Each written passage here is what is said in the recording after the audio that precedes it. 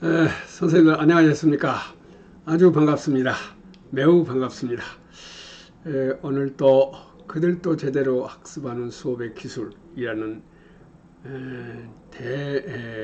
주제를 가지고 지난번에 이어서 교사론을 말씀을 드려볼까 합니다.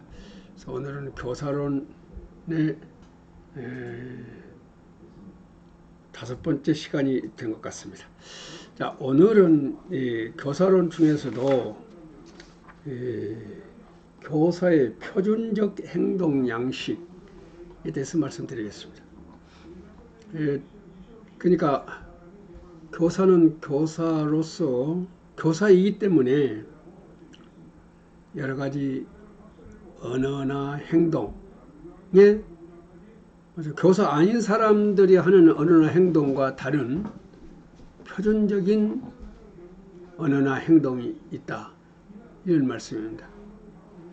근데 의사는 의사이기 때문에 표준적인 행동과 또 기술이 있기 마련입니다. 모든 전문직들은 그와 같이 아주 표준적인 행동 양식을 가지고 있다는 거죠. 그러니까 교직은 물론이고 의사, 그 다음에 법관들, 이분들은 전부 다 그 전문 영역에서 일하는 사람이면 누구나 다 그렇게 말하고 그렇게 행동하고 그런 기술을 사용하도록 이른바 표준적인 행동 양식이 있습니다. 이것은 어떤 개인이 마련한 것이 아니라 당의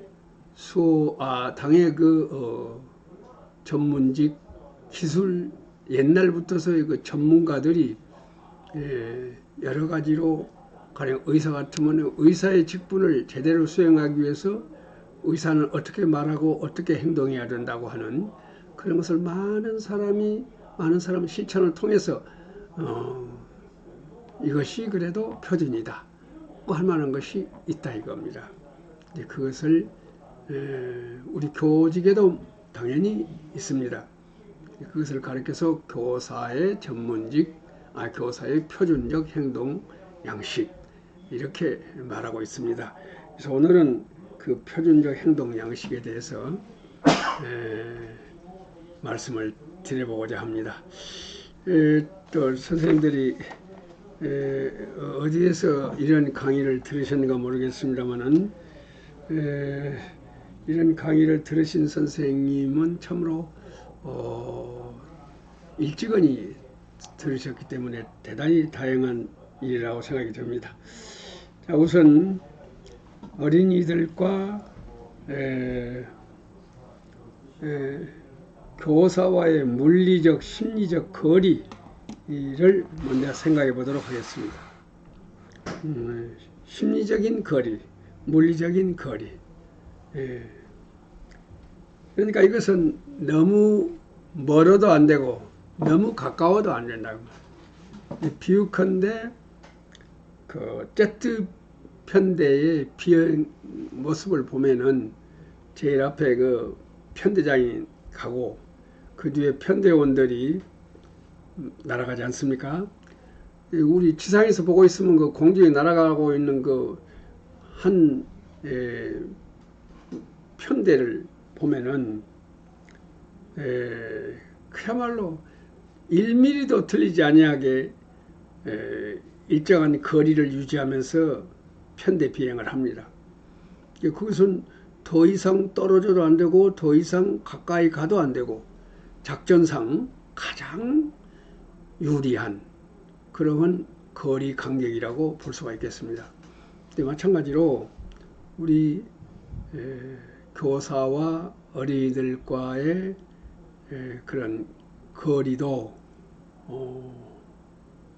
그런 그 표준된 것이 있다고 하는 것을 오늘은 그것에 대해서 말씀을 드리겠습니다. 그럼 그 표준을 누가 만들었느냐?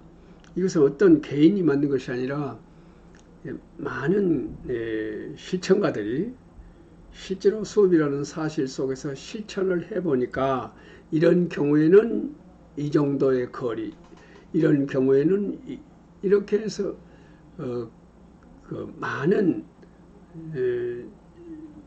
실천가들이 그러니까 전문가들이죠. 전문가들이 실천을 통해서 이것이 가장 적정한 거리다 하는 것들을 모아서 보니까 결국은 공통되는 것이 나오더라 이것입니다. 그것을 말씀드리도록 하겠습니다. 자, 우선 이런 원칙에 대해서 생각해 보도록 하겠습니다.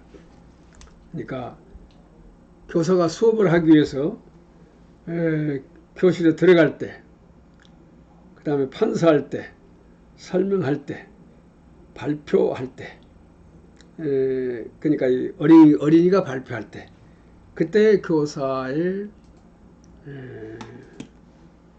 몸의 향방을 어떻게 할 것인가, 어디를 볼 것인가, 이런 것에 대해서 생각해 보도록 하겠습니다.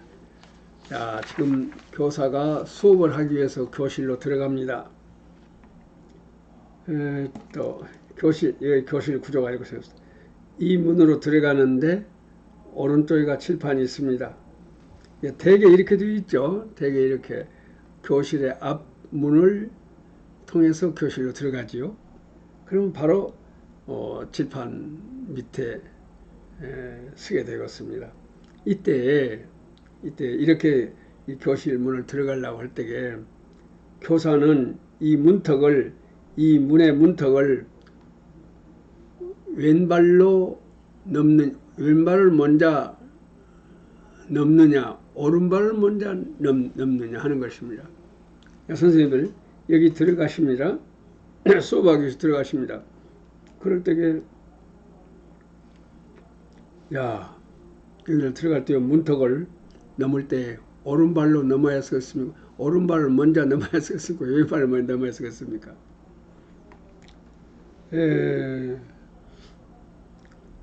여러분이 생각할 때에 그런 것도 다 무슨 표준이 있느냐 하고 말씀하실 것입니다. 교사이기 때문에 그렇습니다. 또 아마도 의사들은 입원하고 있는 환자의 상태를 파악하기 위해서 하루에 한 번씩 그 회진을 하지 않습니까? 그럴 때에 그 방에 들어갈 때에 역시 오른발로 문턱을 넘을 것인가 왼발로 넘을 것인가 하는 것을 생각할 것입니다. 우리 교사는 이건 반드시 생각해야 할 것이 되었습니다. 자, 선생님들 오른발로 먼저 넘어야 쓰겠어요? 왼발로 먼저 넘어야 쓰겠습니까? 조금 생각해 보시도록 하겠습니다. 오른발로 넘었을 때에 선생님들은 얼굴이 그대로 반드시 해서 문턱을 넘었을 때에 어디를 보게 되겠습니까? 왼발로 넘었을 때는 얼굴이 어디를 향하게 되겠습니까? 보면은 오른발로 넘으면은 자연히 얼굴이 어린이들이 있는 쪽 왼쪽을 오른발로 넘으면은 자연히 왼쪽을 보게 되겠죠. 오른발로 넘으면은 왼발로 넘으면은 오른쪽을 보게 되고. 자, 제가 상당히 많은 힌트를 드렸습니다만은, 자, 어느 발로 문턱을 넘어야 되겠습니까? 그렇습니다. 오른발로 넘어야 되겠습니다. 자, 어째서 그럴까요? 교사이기 때문에 그렇습니다. 자, 교사가 오른발로 넘게 되면은 어쩐다는 말일까요? 오른발로 넘게 되면은 자연히 어린이들을 보게 되겠죠. 왼발로 넘게 되면은 칠판을 보게 되겠습니다. 그래서 오른발로 넘어야 된다. 어린이들을 보기 위해서. 어째서 어린이들을 보았을까요? 교사는 항상 어린이들을 주시해야 되겠습니다. 그래서 교실 들어가면서 붙어서 어린이들을 볼 수 있도록 오른발로 넘는다 하는 것이 되겠습니다. 그러니까 그렇게 오른발로 넘어야 할 필요성이 어디에 있는가? 전체 어린이를 보면서 들어간다. 교사이기 때문에 그렇습니다. 그러니까 아까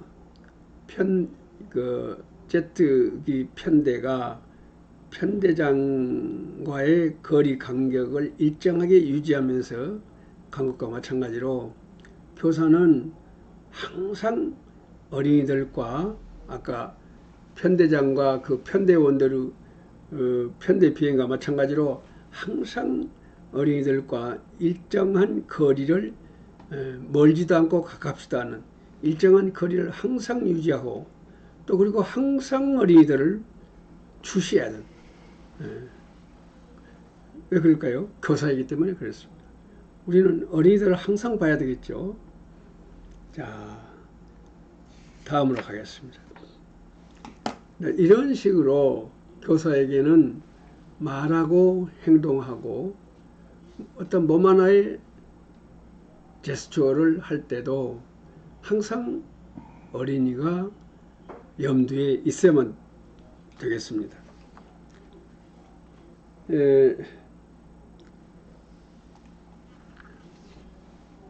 철수가 지명받아 발언하고 있을 때 교사는 어디를 보아야 하는가?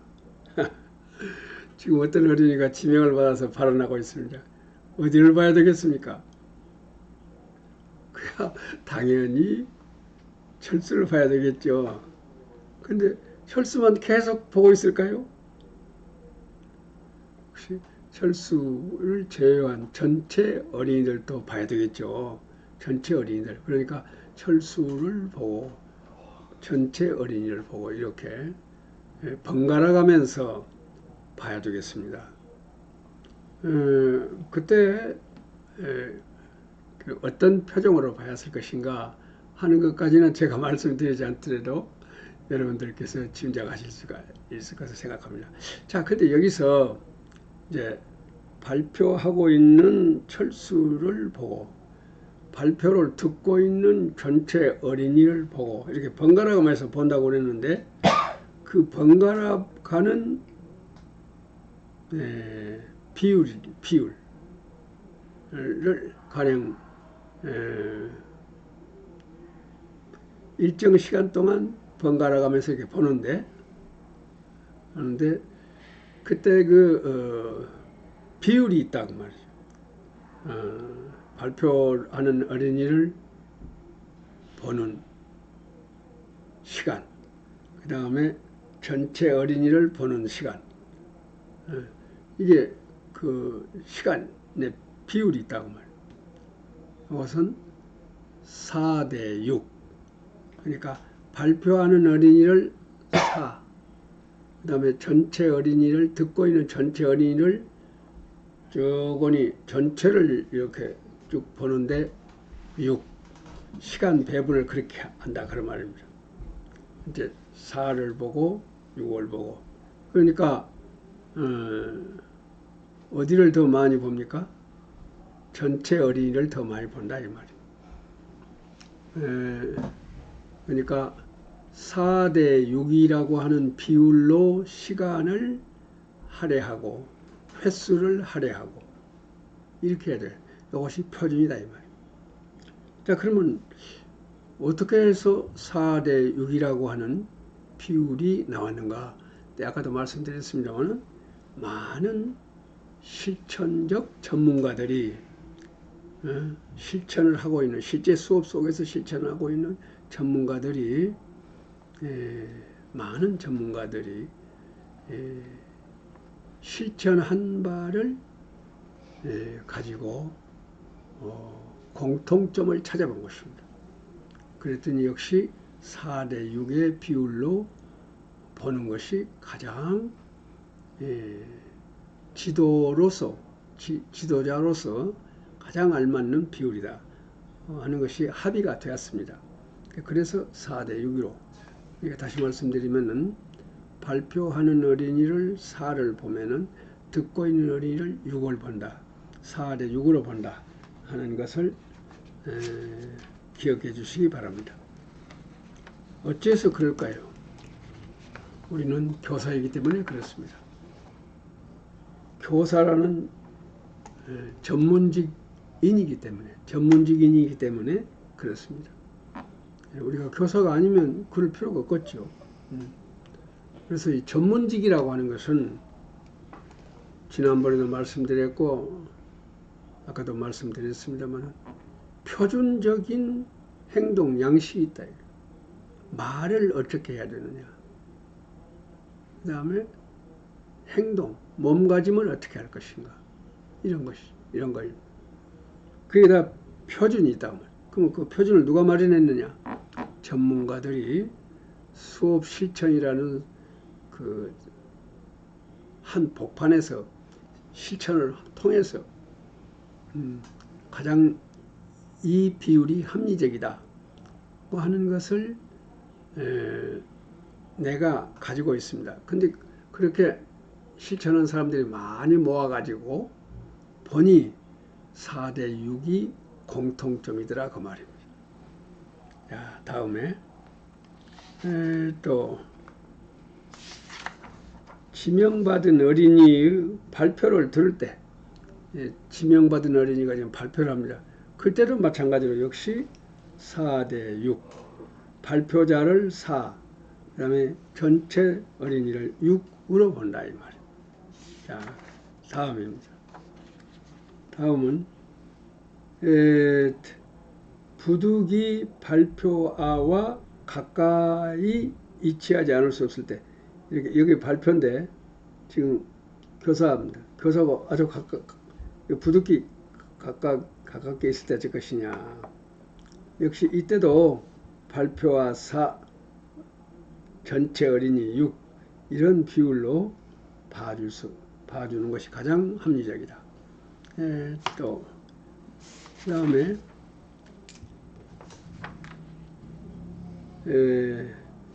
칠판 앞에서 이동할 때의 몸가짐입니다. 우리가 칠판 앞에 있지만은 자꾸 이동을 하지요. 그때도 표준적인 이동 방법이 있다. 많은 전문가들이 실천을 통해서 가장 합리적인 경우를 알아보니까 공통점이 있다라고 말합니다. 어떻게 할 것이냐. 칠판 앞에서 이동할 때의 몸가짐은 어떻게 해야 되느냐. 칠판의 이쪽에서 칠판 내용을 설명하고 저쪽으로 칠판 내용을 설명하기 위해서 이동할 때 어떻게 이동할 것이냐. 이것입니다. 이것에 대해서는 제가 일어서서 시범해 보겠습니다. 또 그러니까 지금 두 가지 경우를 제가 해보겠습니다. 어떤 것이 타당한가 판단해 주시기 바랍니다. 지금 여기서 이렇게 설명을 합니다. 여기서 설명을 할 때에 또 가령 이렇게 설명할 수 있습니다. 이렇게 설명하고 그 다음에는 이렇게 설명할 수 있어요. 어느 쪽이 좋을까요? 이렇게 하게 되면 칠판을 보고 설명하기, 이렇게 하게 되면 어린이를 보고 설명하게 되겠죠. 이때에 이 나의 몸가짐을 어떻게 했을까요? 이렇게 했을까요? 이렇게 했을까요? 역시 이때도 4대 6 이런 식으로.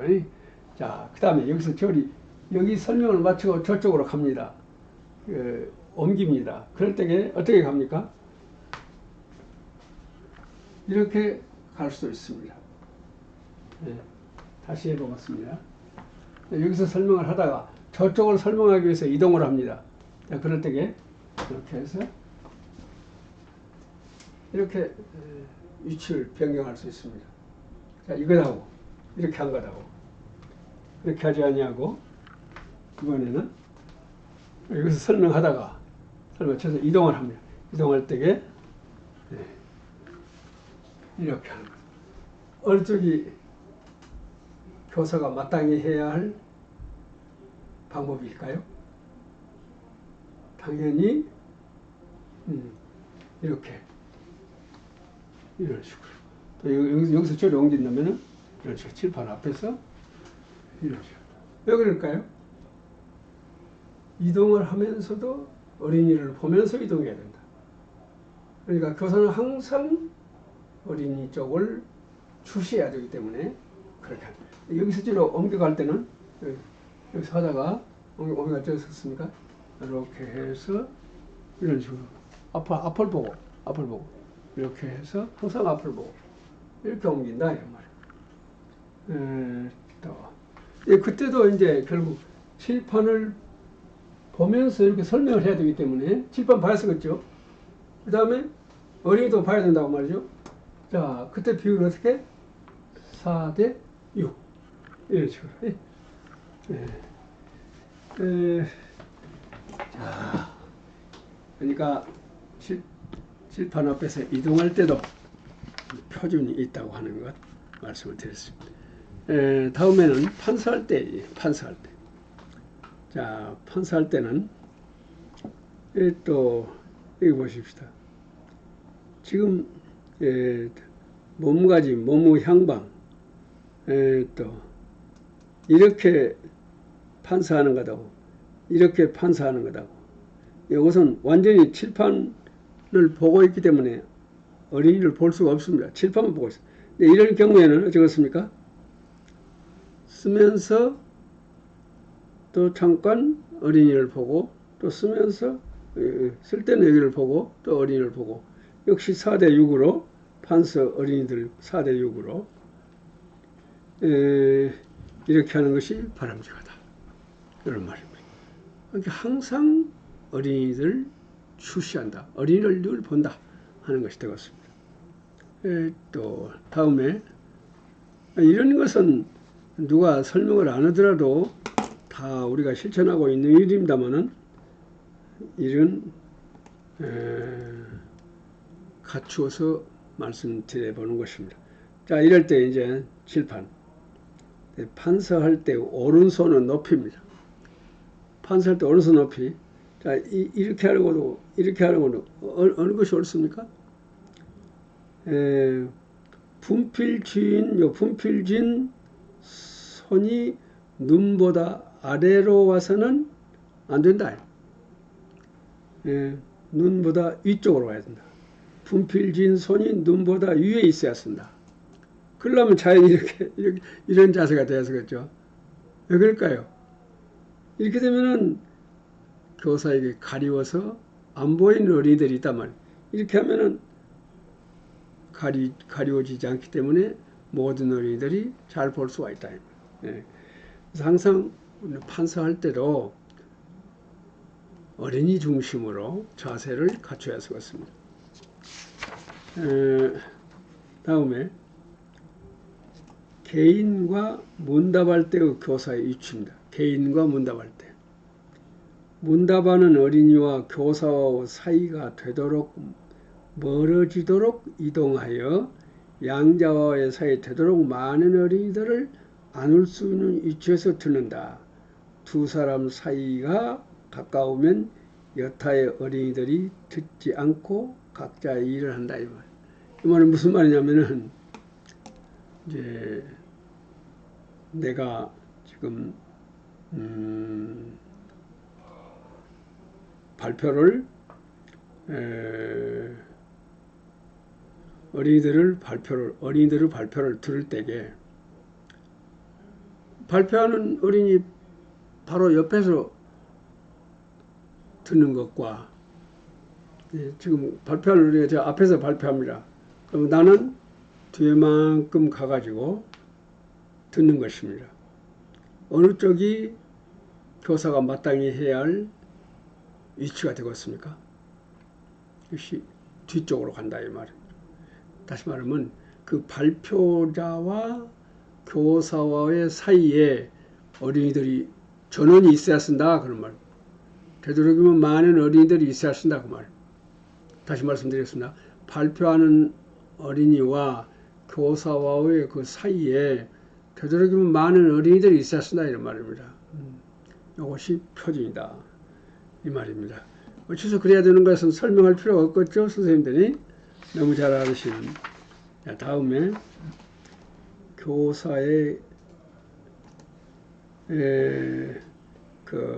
말하자면 교회관 사이 이동할 때 이것은 우리가 흔히 잘못하면은 어느 한쪽 어린이들만 자꾸 살피는 경우가 있을 수 있습니다. 그러므로 그렇게 하지 않기 위해서 이런 식으로 해보는 것도 재밌다. 이렇게 해서 요려고 또 경우에 따라서는 이렇게 해서 요려고 이런 식으로 그러니까 여기서 요렇게 돌아오고 그 다음에 여기서 또 이렇게 돌아오고 그렇게 하면서 전체 어린이를 다 볼 수 있게 된다. 이런 말이 되겠습니다. 그 다음에 어린이들이 이렇게 이 횡대로 섰습니다. 이게 실외에서 몸가짐입니다. 실외에서 교사의 위치. 어린이들이 이렇게 횡대로 섰습니다. 그럴 때 교사의 위치가 어디가 표준이냐? 여기다 이 말. 여기란 것은 어디냐 그러면은 이 삼각형 그러니까 이 변의 절반 이 길이만큼 떨어진 곳에서 하는 것이 전체 어린이들이 눈 안에 들어온다고 말해요. 전체 어린이들이 이보다 더 가까이 가면은 결국은 저 가장자리에 있는 어린이들은 눈 안에 들어오지 않는다는 말이에요. 어째서 이런 생각을 하고 이 위치를 잡아야 했을까요? 교사이기 때문에 그렇습니다. 전문직인 교사이기 때문에 그러는 것입니다.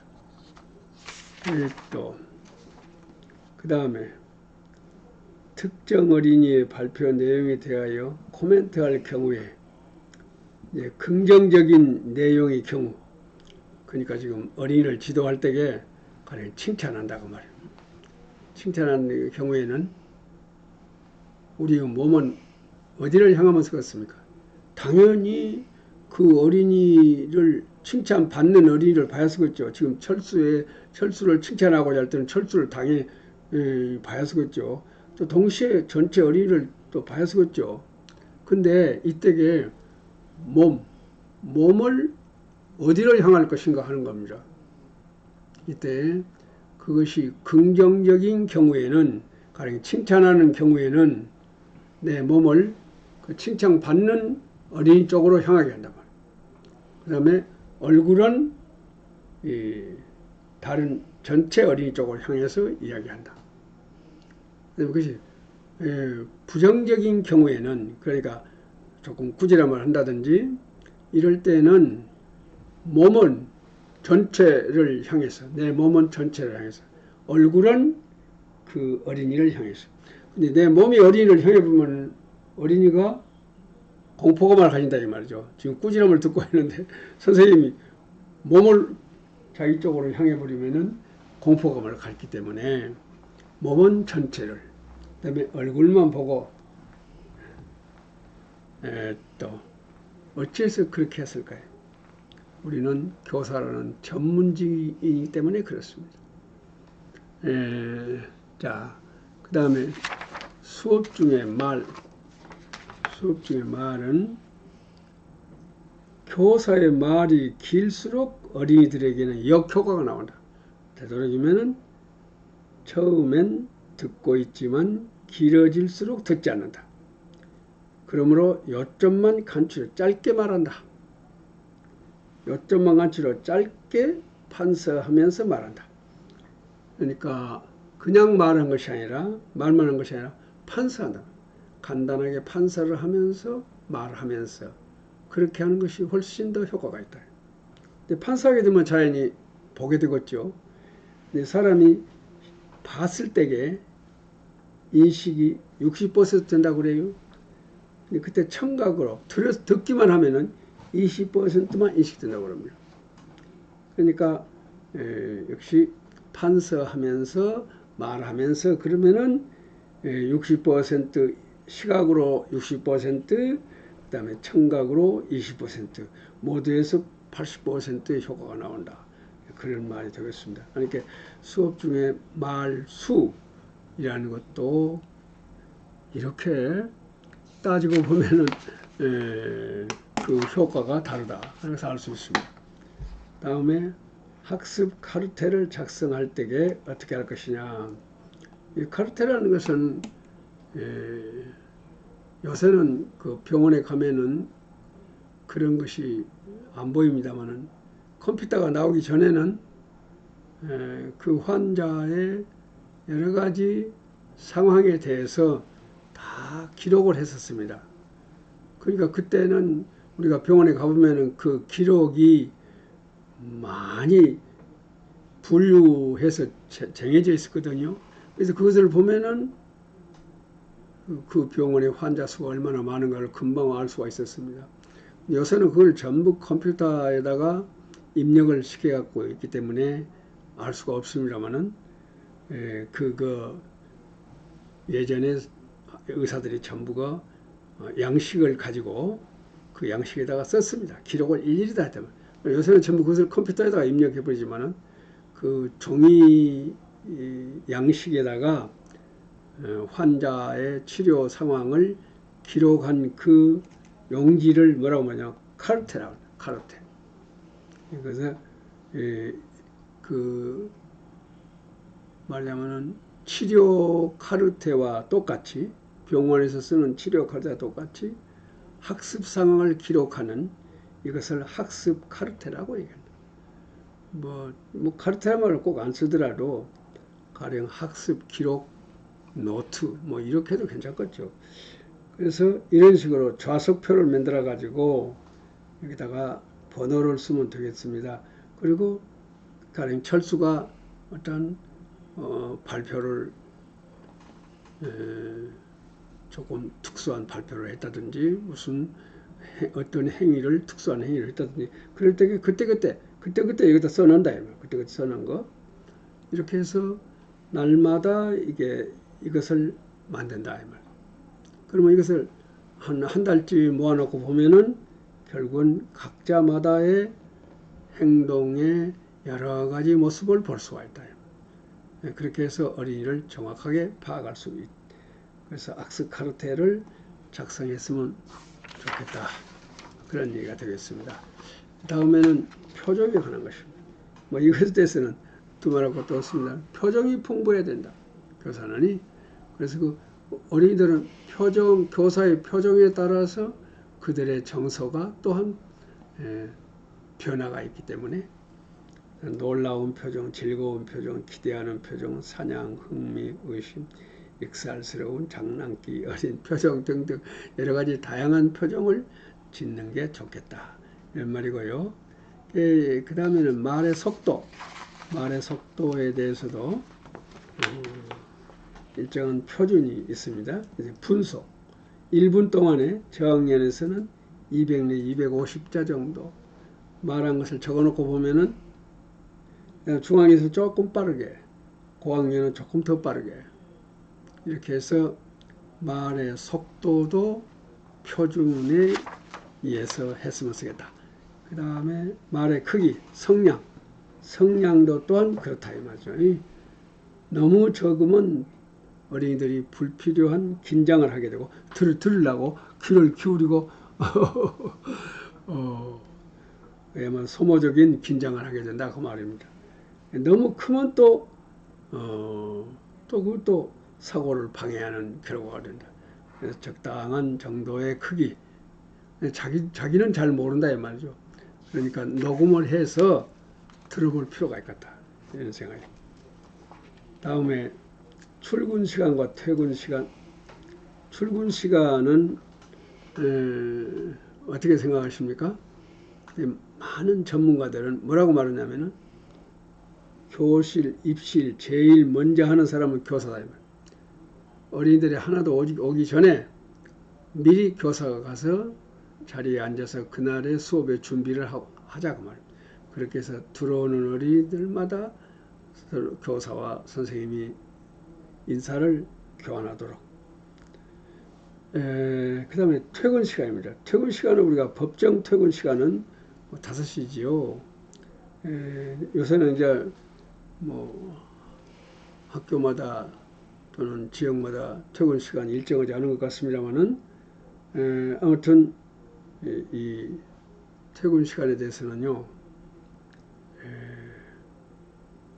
제가 경험했던 이야기를 조금 소개해 드리면은, 제가 일본의 도쿄에 있는 스쿠바 대학 부속 소학교에서 수업 기술을 수련한 적이 있습니다. 그때 본 것인데요. 그때 봤는데 그 학교 선생님들이 퇴근 시간이 저마다 다 달라요. 어떤 사람은 법정 시간대로 나가는 사람이 있는가 하면은 어떤 사람은 또 그보다도 훨씬 뒤에 1시간 뒤에나 2시간 뒤에 퇴근 시간이 다 다르다 이 말이죠. 또 어떤 개인을 놓고 보더라도 오늘 다르고 내일 다르고 일정하지 않아요. 그래서 제가 물어봤습니다. 퇴근 시간이 일정하지 않는데 전체 선생님들이 그러고 또 개인도 또한 일찍 5시에 나갈 경우가 있고 훨씬 뒤에 나갈 경우가 있고, 근데 도대체 퇴근 시간이 언제냐 하고 내가 물어봤습니다. 그러게 그분들이 뭐라고 대답하냐면은 내일의 수업 준비가 완전히 끝났을 때가 나의 퇴근 시간이다 이거예요. 그때 그 학교 선생님들은 전원이 똑같은 답을 해줬습니다. 내일의 수업 준비가 다 된 시간이 퇴근 시간이다 이거지. 그러고 보니까 뭐 7시에 퇴근하는 사람도 있고 8시에 퇴근하는 사람도 있고, 내일의 준비가 다 될 때까지 퇴근하지 아니하고 준비한다 이런 말입니다. 이것이 퇴근에 대한 우리 전문직인 교사의 퇴근에 대한 시간 관념이 그렇게 돼야 되지 않을까. 역시 그 학교는 모든 것이 그 표준을 연구하고 있는 학교이기 때문에 퇴근 시간도 표준이 그렇게 되어 있는 것으로 알고 있습니다. 그러니까 내일의 수업 준비가 끝난 시각이 퇴근 시간이다 이 말이죠. 근데 지금 내가 말 듣기로는 그 어린 유아가 있는 선생님들은 2시 반쯤 되면은 퇴근한다고 합니다. 집에 가서 그 어린 아이를 돌보기 위해서 그런다고 합니다. 최근에 와서 이제 생긴 것으로 알고 있습니다만은 예전에는 꿈에도 못 생각한 일이지요. 제가 지금 말하고자 하는 것은 그때 그 시간에 퇴근한 선생님들이 내일의 수업 준비가 되어 있는가 하는 것입니다. 내일의 수업 준비를 해놓고 2시 반이면 나가시는가 이것인데, 만약에 내일의 수업 준비 없이 나갔다면은 그 다음날 수업을 어떻게 했습니까? 그 다음날 수업은 보나 마나지요. 보나 마나. 그러니까 이제 일반 공무원들은 책상 위에 여러 가지 서류를 놓고 일을 보다가 퇴근 시간이 되면은 그대로 퇴근을 해도 퇴근을 하고 또는 그대로 잘 치워놓고 어쨌든 퇴근을 한다 이 말이죠. 그래놓고 그 다음에 와서 그 다음날 와갖고 다시 그 어저께 봤던 그거를 펴놓고 그대로 계속이 된다고 말이에요. 그런데 우리 교사의 업무라는 것은 그런 업무가 아니지 않습니까? 이것은 교재 연구가 충분히 돼도 수업의 성공률이 그렇게 높지 않단 말이죠. 하는데 전혀 교사가 교재 연구가 되어 있지 않는데 그냥 그대로 일반 공무원들이 그런 것처럼 집에 가서 아기를 봤다. 그럼 그 다음날 와서 수업을 어떻게 하겠습니까? 이것은 너무나 뻔한 것이죠. 그래서 제가 대단히 그 점을 걱정스럽게 생각하고 있습니다.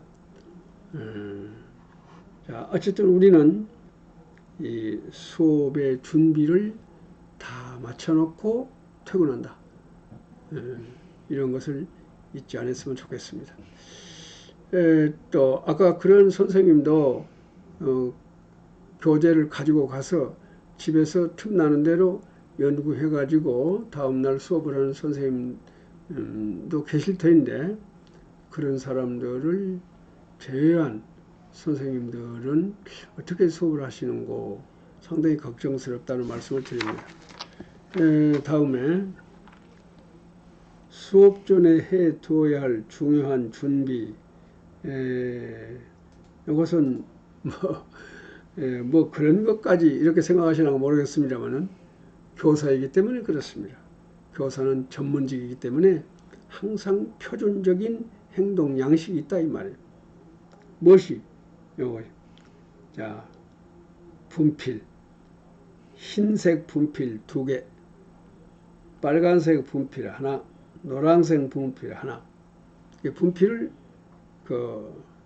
분필 놓은 자리에다가 가지런히 놔둔다 이 말이에요. 그러니까 말하자면 흰색 분필은 기본색이다. 기본색. 그 다음에 빨간색 분필은 중요한 내용 또는 중요한 부분은 빨간색으로 쓴다. 그 다음에 노란색 분필은 주의를 요하는 내용, 틀리기 쉬운 내용, 이런 것은 노란색으로 쓴다. 이런 것을 어린이들에게도 주지시켜서 그렇게 쓰는 게 아주 효과가 좋다 하는 것이죠. 그 다음에 아까 말한 흰색, 빨간색, 노란색 분필을 분필 놓은 자리에다가 항상 가지런히 놔둔다 이 말. 근데 또 흰색 분필이 두 자루가 나란히, 빨간색 분필이 하나가 그 옆에 노란색이 하나 가지런히 놓여 있단 말이에요. 그것을 본 어린이. 그 다음에 그런 칠판 밑에가 그냥 질서 없이 놓여 있는 이것하고 어린이들을 볼 때 뭘 배우겠습니까? 또 이런 말을 하니까 지금 하나 생각나는 거 있는데, 나는 초등학교 다닐 때에 우리 담임 선생님에게 많은 것을 배웠습니다. 우리 담임 선생님은 4, 5, 6학년 3개년을 계속해서 우리를 3년 동안을 가르쳐 주셨기 때문에 그 선생님이 하시는 여러 가지를 많이 배웠습니다. 예를 들면은 이 선생님께서는 아침에 오시면은요, 당신 조그마한 노트가 있습니다. 날 하루하루의 계획을 거기다가 써요. 몇 월 며칠 무슨 요일 그래갖고 이 순서대로 다 쓰십니다. 그리고 다 끝나면은 그 끝난 일마다 머리에다가 체크를 합니다. 딱 빨간색으로 체크를 딱 해요. 그 다음에 또 끝나면 또 체크를 딱. 그렇게 하신 것을 3년간 봤습니다. 아시겠어요? 하루도 그렇지 않은 일이, 그 양반 아주 그냥 딱 그것이 습관화 되어버렸더만요. 그렇게 하지 않고서는 생활을 하기가 어려울 정도로 그렇게 아주 생활화 되어버렸어요. 근데 그것을 보니까 하나의 아침에 개혁 쉬운 대로 하루 생활이 이루어진다 이 말. 그러므로 하나의 누락된 사항도 없어. 제대로 잘 되는 거예요. 나도 그 선생님께서 배워서 지금도 저는 그렇게 하고 있습니다. 그렇게 안 하면은 어쩐지 뭔가 안 갖춰진 것 같고, 그래서 반드시 아침에는 오늘 내가 무엇을 해야 쓰겠다 하는 것을 선생님이 하시는 것 같이 노트에다 적어놓고 다 될 때마다 빨간 펜으로 체크를 하는 그런 것을 선생님한테 배웠습니다. 우리 교사는 말하고 행동하는 모든 것이 다 표준적으로 이루어지면은 그 표준을 어린이들이 배운다 이런 말입니다.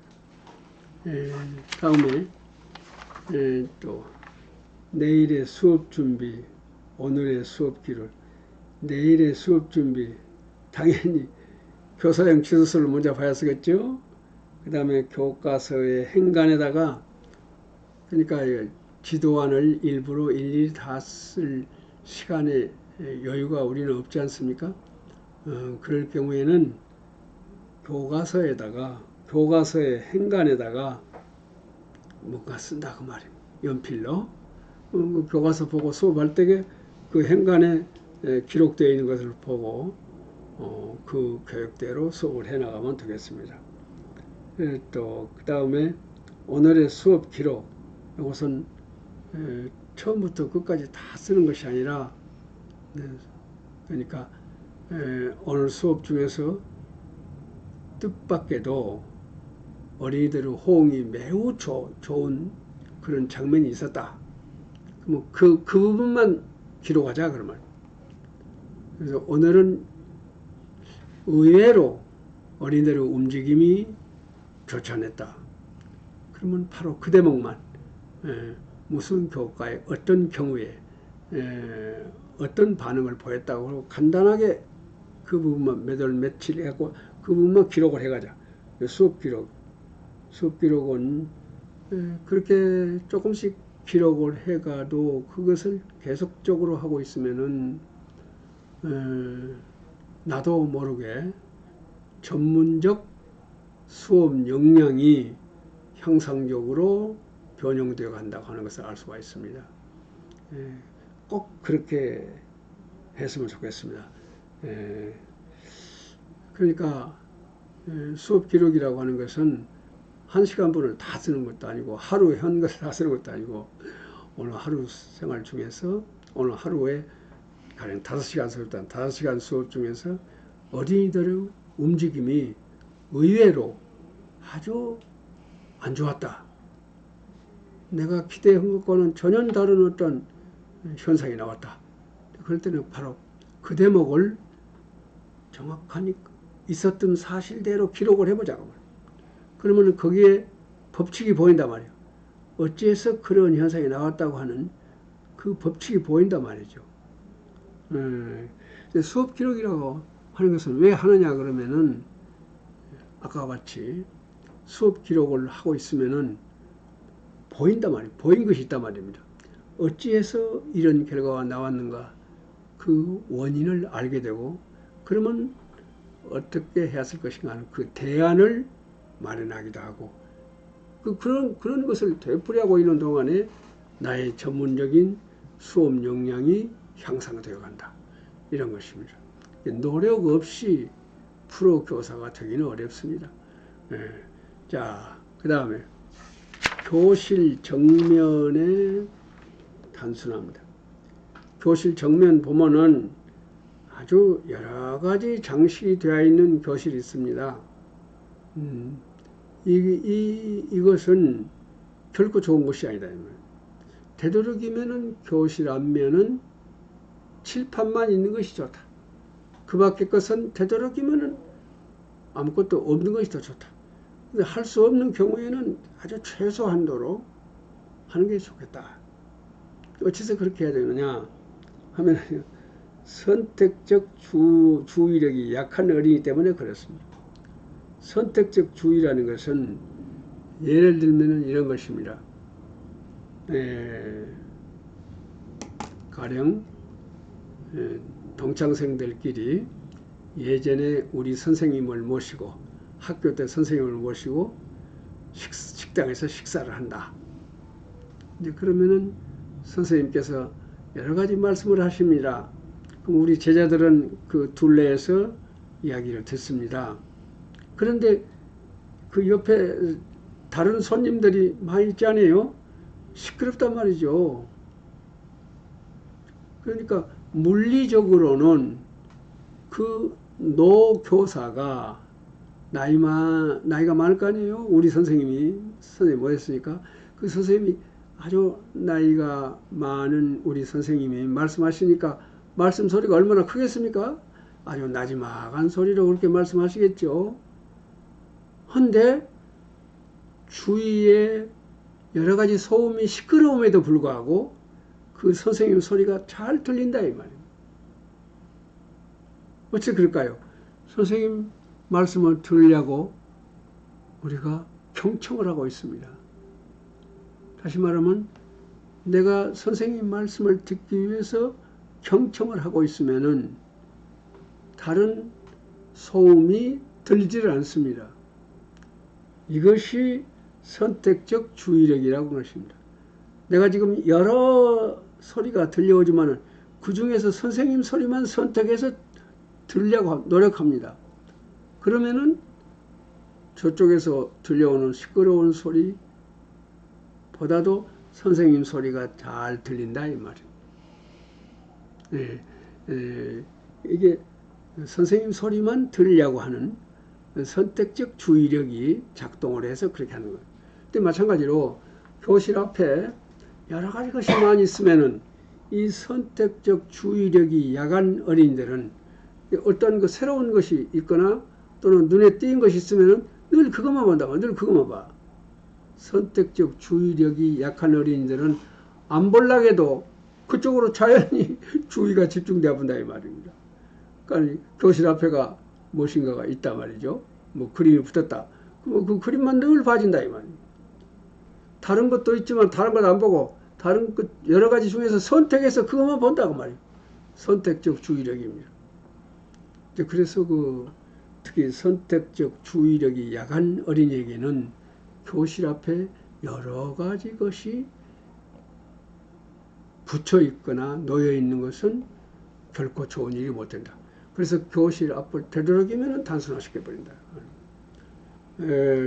또 이 점은 참 우리가 유의해야 할 점이라고 생각이 됩니다.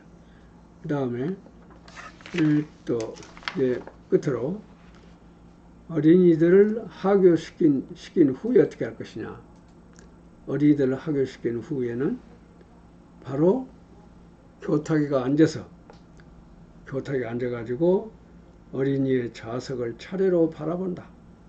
어린이 각자의 움직임을 수업 중에 움직임을 회상해보고 그 어린이의 움직임을 해석해본다. 어찌해서 그와 같은 반응을 했겠는가. 어린이 움직임을 해석해본다. 학습 카르테에 기록한다. 아까 그 카르테 있었죠. 말하자면은 어린이의 행동이나 말이라는 것이 좀 특수한 경우에는 우리가 좌석표에다가 기록을 했었습니다. 네, 또 어린이들 다 가쁜 뒤에 교탁에 혼자 앉아서 미처 카르테에 쓰지 못했던 사항을 정리한다 그런 말입니다. 또 사실은 이 어린이들을 하교시킨 뒤에 선생님이 가만 앉아서 하루를 되돌아보는 것, 이 시간이 꼭 필요하다고 생각합니다.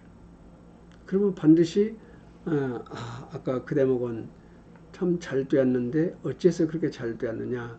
아까 그 대목 어린이들 반응이 안 좋았는데 어째서 그랬을까 하고 생각해보는. 근데 이러한 것들은 생각만 하지 않냐고 바로 기록을 한다. 근데 그것이 누적이 되면은 여기서 법칙을 찾을 수가 있다. 이거죠. 기록을 많이 하고 있으면은요, 그 속에서 공통점을 찾을 수 있습니다. 다시 말하면 법칙을 찾을 수가 있습니다. 대단히 소중한 수업 기술의 연마 방법이라고 할 수 있겠습니다. 자, 이 정도로 해서 우리 선생님들이 하셔야 할 표준적인 행동, 언어 이런 것에 대해서 말씀을 드렸습니다. 어째서 그렇게 해야 될까요? 우리는 전문직인이기 때문에 그렇습니다. 전문직인은 교사, 의사, 법관 이런 전문직인들은 반드시 표준적인 언어, 표준적인 행동이 있다 이 말입니다. 가령 의사의 경우를 예를 하나 들어보겠습니다. 의사가 회진을 하는데 아침이 되면은 입원하고 있는 환자를 쭉 살피면서 돌아다니는 걸 회진이라고 그러죠. 회진을 하는데 오랫도록 입원하고 있는 어떤 할머니가 물어봅니다. 의사님, 제가 언제쯤 퇴원할 수 있겠습니까? 퇴원하고 싶으니까 언제쯤 퇴원하고 싶습니까? 그럴 때에 의사가 앞으로 석 달이나 더 남았습니다. 이렇게 말한 거라고. 앞으로 석 달밖에 안 남았습니다. 이런 거라고.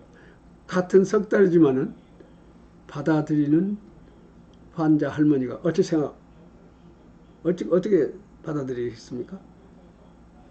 앞으로 석 달이나 더 남았습니다. 이거다고 석 달밖에 안 남았습니다 하는 거라고. 제가 설명 안 해도 선생님 아실 줄 압니다. 이와 같이 전문직에는 언어와 행동에 표준이 있다. 그 표준이라는 것은 많은 전문가들이 여러 가지 현장적, 임상적 체험을 통해서 얻은 것을 서로 이야기를 나눠보니까 공통점이 있더라 이 말이에요. 그 공통점, 그것이 바로 전문직이 행하고 말하는 말하자면 법칙이 된다 이런 말입니다. 자, 오늘은 교사의 표준적인 행동이 무엇인가에 대해서 말씀을 드렸습니다. 자, 선생님 수고 많이 하셨습니다. 감사합니다.